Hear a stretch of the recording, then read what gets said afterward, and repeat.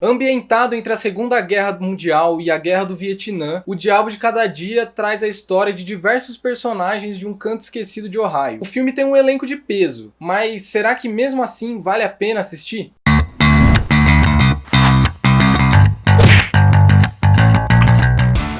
Seja muito bem-vindo ao nosso primeiro vídeo desse quadro chamado Por Dentro dos Ecrãs. Diferente do nosso outro quadro chamado Além dos Ecrãs, né? Esse é Por Dentro dos Ecrãs. Aqui a gente vai falar sobre as nossas impressões sobre algum filme, alguma série ou alguma coisa da cultura pop que a gente tá afim de falar. E para estrear esse nosso novo quadro, eu trouxe as minhas opiniões sobre o novo filme da Netflix, O Diabo de Cada Dia. Mas antes de tudo, eu queria pedir para você já deixar um like aqui embaixo, se inscrever no nosso canal se você não é inscrito e ativar as notificações para não perder nada que a gente produzir aqui para o nosso canal do YouTube. A primeira curiosidade que eu queria falar desse novo filme produzido pela Netflix é que ele é dirigido pelo Antônio Campos. Ele não é brasileiro, ele é de Nova York, mas o pai dele é brasileiro, é o jornalista Lucas Mendes. Então ele tem uma relação com o Brasil, esse filme aí. O filme ele é uma adaptação do livro O Mal Nosso de Cada Dia, que foi escrito pelo Donald Ray Pollock. E se você tiver curiosidade em comprar esse livro, a gente está deixando aqui embaixo na descrição do vídeo um link para a Amazon para você comprar esse livro por lá. Se você comprar esse livro pelo nosso link, você acaba ajudando a gente a crescer com o nosso canal. Então agora vamos falar um pouquinho sobre o filme.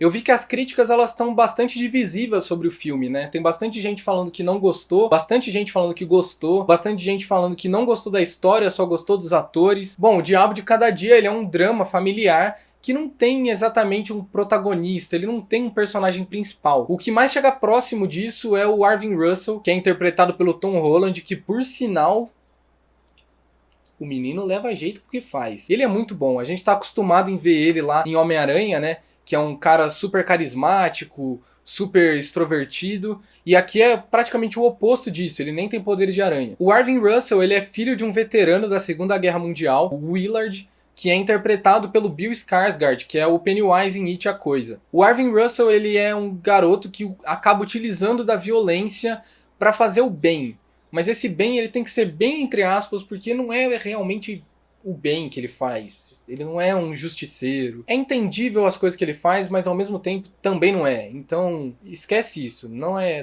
bem. Não é bem. Ele maltrata a galera, gente. Você entende o motivo dele, mas não é certo. É isso. E essa violência que ele utiliza em algumas cenas, em algumas ações que ele faz, é muito por conta da vivência dele com o pai. Não que o pai dele maltratava ele, batia nele. Não, mas é as coisas que o pai dele fazia e ele via o pai dele fazer. E essa é a primeira questão que o filme coloca na tela pra você. A gente acaba se tornando o que os nossos pais foram. A gente acaba se tornando uma cópia do que eles eram. Porque tem algumas cenas no filme que o Arvin ele faz exatamente o que o pai dele fez. Isso não vai ser um spoiler de alguma coisa que acontece, é de uma cena só. Essa cena tá o Arvin e o pai dele dentro da caminhonete. E aí o pai dele sai pra bater nos caras, porque esses caras mexeram com eles dois um pouco antes no filme. O Arvin ele presencia aquilo tudo. O pai dele inclusive faz questão de levar ele pra ver ele batendo naqueles caras. E mais pra frente no filme, com o passar do tempo, o Arvin acaba fazendo a mesma coisa que o pai dele fez. Ele vai e bate uns caras do mesmo jeito que o pai dele ensinou pra ele naquela cena. E isso acaba trazendo uma outra reflexão pro filme. Os traumas dos seus pais acabam sendo transmitidos para você também mais para frente. Com o passar do tempo você acaba tendo os mesmos traumas que os seus pais têm. Um outro personagem que traz essas reflexões pro filme também, além do Arvin, né, é a Lenora, que é meia-irmã, é considerada meia-irmã do Arvin, porque eles acabam meio que sendo criados juntos e eles criam esse vínculo de irmãos. E ela também traz essas reflexões porque em certos pontos do filme, em certas ações que ela faz, ela é muito parecida com a mãe dela. E isso também traz essa reflexão da questão dos pais transmitirem o que eles são para os filhos, a questão dos traumas, tem tudo isso nesses dois personagens. Além disso, o filme ele traz uma crítica muito forte à religião, mas não a religião em específico, assim, a religião.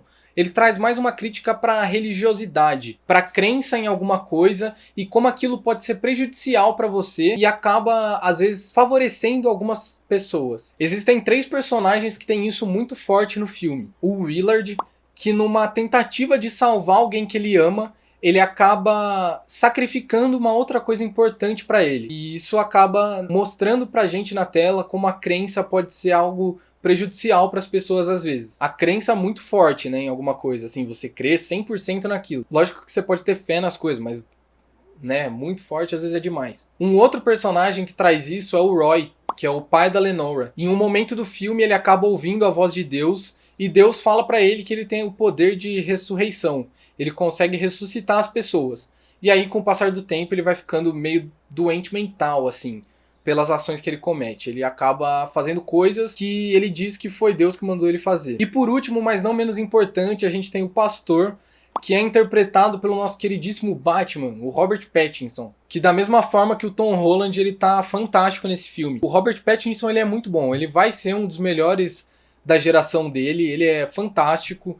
Ele muda a voz, ele muda a postura dele, o jeito que ele atua, assim, fica irreconhecível. Ele não usa maquiagem nenhuma, você sabe que é o Robert Pattinson, mas mesmo assim não parece que é ele. Bom, e esse personagem do pastor, né, interpretado pelo Robert Pattinson, acaba utilizando da crença de outras pessoas para favorecer ele mesmo. Ele acaba chantageando, entre aspas, essas pessoas que têm a crença muito forte em alguma coisa, né, os fiéis da igreja dele. Ele acaba ludibriando essas pessoas, olha só, ludibriando, que palavra chique, para conseguir coisas a favor dele mesmo. Inclusive tem uma cena, um diálogo, né, entre o Robert Pattinson e o Tom Holland. Eles ficam uns 5 minutos só dialogando e é fantástica essa cena, você fica preso do começo ao fim, de tão boa que ela é. Falando mais sobre essa questão do diálogo, né, bastante gente falou que o filme é muito parado.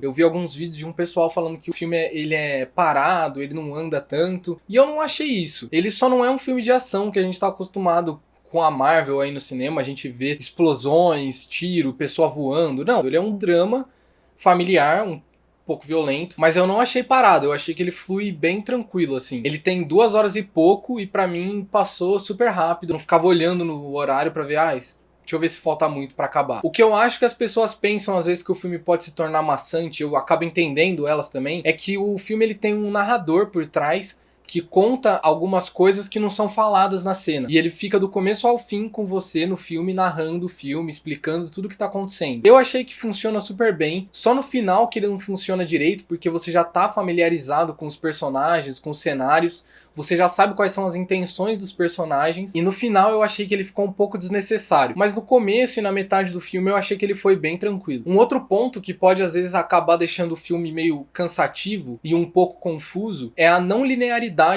do filme. Ele não é um filme linear, ele não é começo, meio e fim. Então tem alguma cena que tá no presente, e aí eles vão pra uma cena do passado, e aí eles voltam pra essa cena do presente, e aí eles voltam pra cena do passado e explicam a cena anterior. É meio confuso, mas não é uma coisa assim que vai te deixar maluco, você vai ter que ficar parando pra pensar em que momento do filme que tá. Não, acaba sendo super natural essa questão de mudança do tempo, né? Indo pro passado e pro futuro, e que eu inclusive achei bem legal, achei bem bacana o jeito que eles mexeram com essa questão de eles vão pra uma cena do passado, explicam uma coisa, voltam pro presente, continuam a história, voltam pro passado, continuam explicando aquilo. Eu achei legal. Uma coisa que me marcou bastante é a questão dos cenários, de como eles são importantes no filme. Tem algumas cenas que acontecem em determinado cenário e aí aquilo fica marcado pra você. E algum personagem, com o passar do tempo, volta pra aquele lugar, volta naquele cenário e você sabe o que aconteceu. Então você meio que prevê o que vai acontecer com aquele personagem naquele determinado local. E isso também é legal porque traz a reflexão de